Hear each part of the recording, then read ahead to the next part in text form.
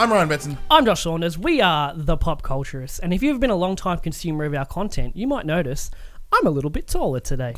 And a little bit deeper in the and voice. sound a little bit more accurate than what I do in real life. It's a little bit sexier. The reason I'm taller is because we got new microphones, as you might have seen, but because I'm small and I sit on a chair the same size as Ryan, the microphones at their smallest sit here. And that's not good video content. Look, to be honest, it's actually throwing me off having you that little bit higher. Having to look up at me for a change. Yeah, like, no, I'm not kidding. It's I can go actually, higher anyway. I've lost my rhythm a little bit.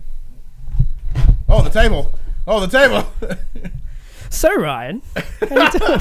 No, I'll change back. This is like some Lord of the Rings shit. So, anyway, onto what we're talking Tables about all right now. skill whiff and shit. Onto what we're talking about right now. With Persona 5 coming out in a mere few days, Yes. I thought it would be prudent as an entertainment journalist to revisit Persona 4 Golden on the Vita. I love that you didn't break a sweat. Like, as entertainment journalists, blah, blah, blah, blah, as if we've said it 1,000 times. And we've been entertainment journalists this I just whole thought it time. would be good with these marks to remind everyone what we actually do. We don't. Amateur reviewing games in a back bedroom. Yeah, we're like just three dudes that talk about Yeah. things. Anyway, Persona 5 is coming out soon. I want to play Persona 4 Golden again as the lead up to the release. Now, we haven't had a new Persona game for about 9 years. Persona 4 originally came out in 2008 on the PS2. Persona 4 Golden was re-released in 2012, remastered with extra content in 2012. And I like I said, I just feel like I had to play it again. So Persona 4 is a JRPG. Mm-hmm. It's essentially a life simulator with a murder mystery. So you play the role of a high school student who's moved for a year to a small country town with some family members, and as you get there, there's this big murder mystery happening. And as you being the hero, you have to solve it with friends and stuff. In between all of that happening, you have a lot of free time. The game passes time on a calendar. Hence the year, right? Hence the year. So, days pass one by one. So, investigating this murder mystery, there's another world that you need to go into. Mm-hmm. And this world is a copy of our world, but it's inhabited by shadows, which are manifestations of people's inner thoughts. The side of you that you don't show people. Okay. And they manifest into physical beings. So in between doing that, in terms of it being a life sim, your friends and your team who you build to investigate the murders with, they're who you spend your day-to-day with. They're called social links. So there's a lot of things you can do on your days off from investigating the murder. You go to school, you can get a job, you can do side quests for people in town. It is very much a life simulator. Okay. The reason I want to talk about it is I finished it an hour before coming here and recording this. And I started it now before we started this. and your Vita ran out of battery. It did. It went so fast. Smooth. So I noticed I got about 40 hours in, and that's about where the game wrapped up the first time I played it. Mm-hmm.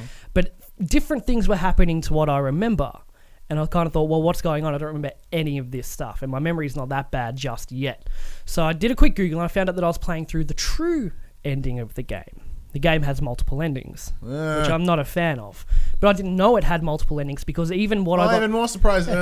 Even what I got the first time, which was considered now I know as a bad ending, it still kind of wrapped everything up well enough for me to not even know there was another ending as a light falls over there. The light is that shocked that there's multiple endings. No. So anyway, I found out I was playing the true ending of the game. And I was like, oh, sweet, I didn't know this even existed. This is a nice little bonus for me. I'm going to let you keep talking. I'm going to fix that light because it's really dark in here. The true ending of the game wasn't just a different cutscene at the end of the game. It literally added 2 new dungeons and 10 hours more of content. You good? Ryan's back from fixing the light. 10 hours and 2 dungeons! That's a spike in the audio right there. It did. And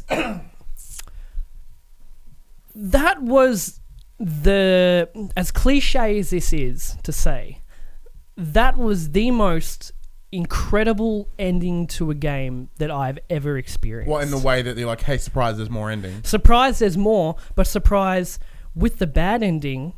The bad ending wrapped everything up so well that you didn't really realise that there was actually loose ends to the conclusion you came to with this murder investigation. Okay. You kind of jumped the gun on your judgment and the game ended there. So now going through the rest of it and this extra 10 hours of content that kind of pulls everything together into that nice little bow on top. Now it's finished, man. this is a game that's going to stay with me for a long time. We've said before, and you like you guys know it if you've been watching for a while too, we cry a lot. Oh, I cry all We're the time. fucking crybabies. But there's a certain point towards the end of Persona 4 where I wasn't like finishing Logan and having, a couple of You were mantis. emotionally moved, but you weren't. It wasn't, there crying. So Logan, I was emotionally moved. I teared up a little bit. I was like, that's a bittersweet ending. That is. Yeah. Persona 4, by myself at home, sobbing, like literal looking at my Vita and doing the. And like the snot bubbles, and The ugly cry. my dog came up to me to make sure I was doing all right. You weren't dying. He's like, "You're all right." I'm like, "No, I'm not okay." Come here, But- dog. Love for me. It's very rare that any form of digital media invokes that kind of a reaction. The only other time The only other game that's, although I can distinctly remember, has made me cry was the beginning of The Last of Us. yeah, that was emotionally moving too, and even the end of The Last of Us, same thing. You get a bit choked up, but The Last of Us never hit me to that degree because this was a sad moment I'm talking about. This wasn't a joyous cry. This was like. Oh no, I'm talking about the opening. Not really spoilers, but The Not Last of spoilers, Us. Well, the game's When old as hell. Sarah dies Yeah, at the there we very go, start. yeah, And yeah. it's, baby, don't leave me. Oh, it's God a dad, damn. especially now being a dad, Oh being man, a I would father hate now. to. I would hate You to play relate that to game things now as a that father. much more, and this moment ties in with that as well because I'm a dad, and the person this particular incident happened to really hit me in a different way. And the only other time I can think that I was hit that freaking hard by media was the Red Wedding in Game of Thrones. Oh, wow. This is when Robb Stark and Catelyn Stark. But you went. Were died you towards the like end. sad with the Red Wedding, or were you just so the, shocked? The Red Wedding was shock, but in terms of a physical emotion, like literal bawling on the couch, that got me real good. I've teared up at things since then, but until last night, this game is just, it's a masterpiece. But it's a masterpiece in the way that it is not action every minute you play. There are the moments where you're not in the other world destroying monsters and saving people, where you're just living out the life of a high school student with his friends. But each character is so fucking incredibly well written and relatable, and you get to see your whole team that you build up. They join you because they've been put into this other world and you have to go rescue them. But the only way you can rescue them is the people that get thrown into it's a big story. I'm trying to sum it up the best I can. You get thrown into this other world, and if your inner feelings are strong enough, the shadow will manifest into a copy of you, and it's a boss battle. And the only way you can finally defeat the boss is by the person whose shadow that is accepts, says to the shadow, you confront that you inner are demon. you are me and I am you. Like Okay. I accept that I have you as a part of me inside of me, and then the shadow manifests and they get their persona, which is like a summon, like a Final Fantasy summon. Okay, Yeah. cool. Yeah, so Alright. you save people, they join your team because they face their shadow, and then the shadow's like, okay, you've accepted me, I'll join you to help you fight.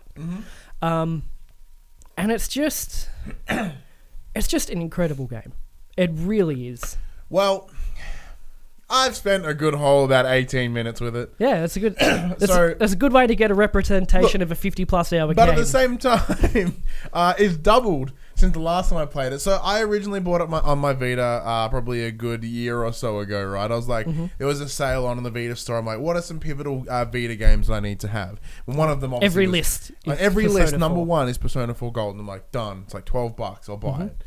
Played for about 10 minutes, and then I got distracted by something shiny, I think, and then I wanted away. That's how we live, Yeah. So especially this March. so with you going, hey, you should probably jump back in a. So you and our buddy Joel, you're like, Hey, man. you guys need to he's like you need to play Persona 4, and you're like, yeah, you need to play Persona 4. Yeah. But Brian, I pull my Vita out, and mind you, I haven't turned it on since RTX Yeah. on the flight, so has like no battery left. That's But- almost 2 months ago. yeah, almost 2 months ago, I just let it sit there.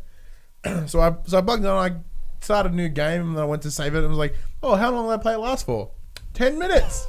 That's well done, Ryan. Good effort. So the thing is, I know you used to be a fan of JRPGs. Like way back. Back in the I'm day. talking like my early teens. Yeah. Like that. Like with the PS1 and the PS2, like that's sort of where JRPGs were at their strongest for a while. So that's where There are a couple of big games that jump out to me. Obviously, Final Fantasy never really jumped into. Obviously, the Harvest Moons they're Japanese, so they got their real sort of Japanese thing to them. Breath of Fire, Breath of the Wild. Breath of the Wild. Yeah, Breath of Fire 4 was the one that sort of got me for a very long time. Yep. So the thing is, as highly rated as Persona 4 Golden is, it's still not. It doesn't mean it's for everybody. No. It is a very slow burn type of game. You know, if you play for 20 hours, it's not enough for it still to really hook you. Now that can be seen as a flaw. You know, the game doesn't hook you in the first hour, you never pick it up again. How many games have we played like that? There's heaps. Thousands. We've got a backlog of Not many. But if you do give it the time and you do in a way give yourself to it and accept that type of game, you know, the life simulator / murder mystery, it really pays off. So you just have to give it the time. You sort of have me a life simulator. Well, you like farm simulators. Because like farm simulators are my jam. You do get a little garden that you can plant in. Oh, this game's in. Game of the year. So when they have like life simulators are always a lot of fun. You get to really invest that sort of time in it, like Stardew Valley. Yeah. And I think until Stardew Valley comes along on the Switch, it's coming. Don't worry. It's coming. Yeah. I'm looking for a new game because March is sort of slowing down now. We don't really have anything in our hands at the moment. The thing is, though, is that if it wasn't for the Oscar-worthy writing of this game, that everything else would feel kind of flat. You know, there, like I said, there's the other world you go into, which every time you go into the world to save someone, the dungeon that you're in is a manifestation of them. So, for example, there's one character who's conflicted with his sexuality. Just dicks. He's not sure if he's gay or is he straight. Like he's very confused. So he plays a big tough guy, like biker guy in real life, and he beats people up and all that. But in his TV world, his shadow is prancing around as a clear homosexual, just wearing a towel, like, "Oh boys, come and get me!" And it's like, dicks, the dungeon is a sauna. You know, so so each so I get the mental image of that. I'm like, each dungeon is played up to what that character's theme is about. Okay. But the writing in this game, the story, and every character that you can create a social link with. Now, the social links aren't pointless. As you can you romance anyone? You can romance. You can romance multiple. Oh damn! Which does come back to bite you at Christmas time and Valentine's Day. Can you romance the gay dude? You cannot. Boo. See, that's one of the downfalls someone's put down on their first impressions for Persona 5 is that there's not the option for homosexual relationships. Like, mind you, it's not where my sexuality lies, but if I could romance a dude in a game, why not? Be fun, equal opportunities. You can in The Witcher, can't you? You do you, girl. Yeah, or boy. Or boy. But the social links, each character has 10 levels of social link, and as you interact with that character more, they each have their own kind of story that unfolds over the course of that. But as you level their social links up, they learn new abilities and their personas get stronger and stronger as well. But yeah, like I said, just give it time. Okay, don't play it for 5 hours and go, it's not kind of hitting me yet. Whereas many people will say that, like I said, that's a flaw and it should have hit you by then and you should be hooked by then. It's not always the case. Look, to be honest, in the 20 minutes that I've played, I'm intrigued. Yeah. Like, I distinctly remember it looking a lot worse than the okay. first time I played it. So putting it up today, I'm like, you know what? No, it doesn't look that bad. It seems to play okay. I understand where, like, obviously, now that you've, even now in previous conversations we've had, you've really sort of sat down and explained to me what Persona is and how it works. And I've kind of like, like you've ticked the boxes to make me be like, all right, cool, I'm going to spend some time with this, I think. Yeah. So it's just strange for one game to evoke so many genuine feelings, like sadness being one, multiple times, and that one time I was talking about where I was just bawling like a baby, but genuine laughter as well, as in put the Vita down because I am chuckling, laughing. You know, I don't make you laugh that much. No. Damn. Because you're not a funny guy. No. Not in the slightest. I don't know how to come back from that. No, but you know what I mean? Oh, no, I'm sad. It's just...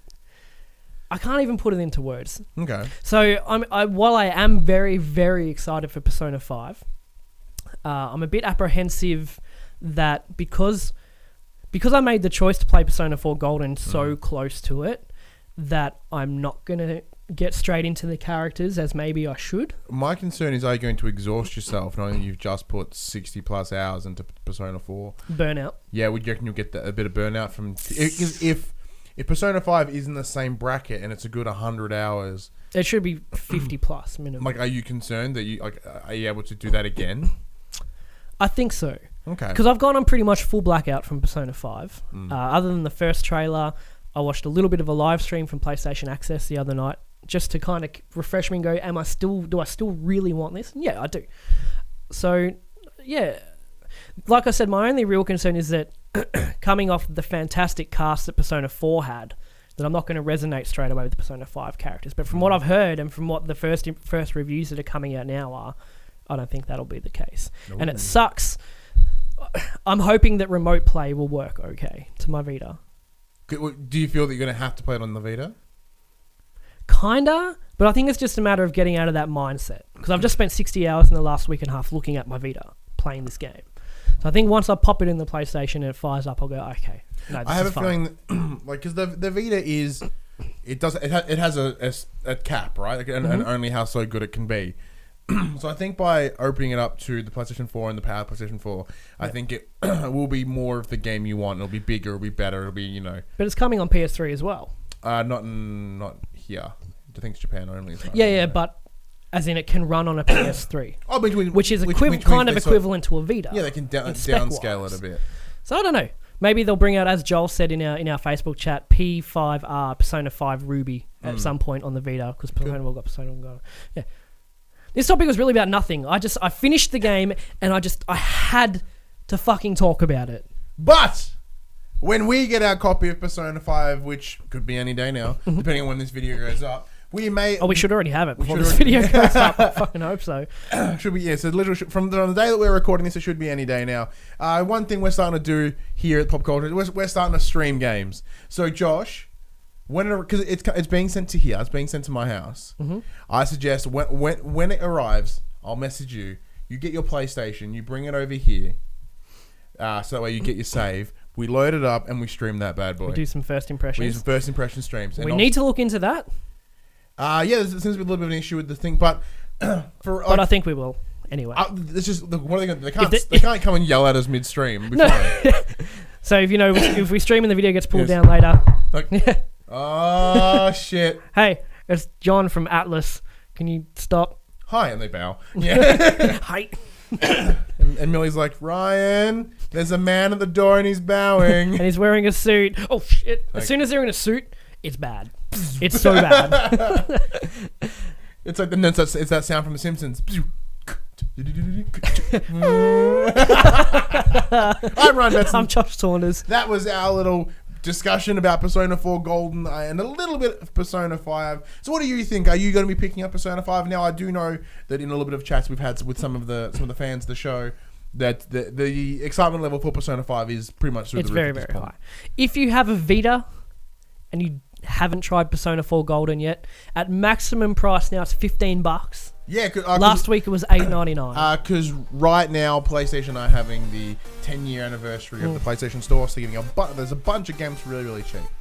I trolled through it before we came in here today. I was like, oh, PS1 Classics, $3. Oh, bing, bing, bing, bing. You're never going to play them. No, probably not. Especially now you're playing Persona. Oh man, I'm gonna get some. Yeah, I think you've sold me. I think you've gotten the hook. I'm only getting one copy, so I'm gonna have to pay for it. But it'll be fine.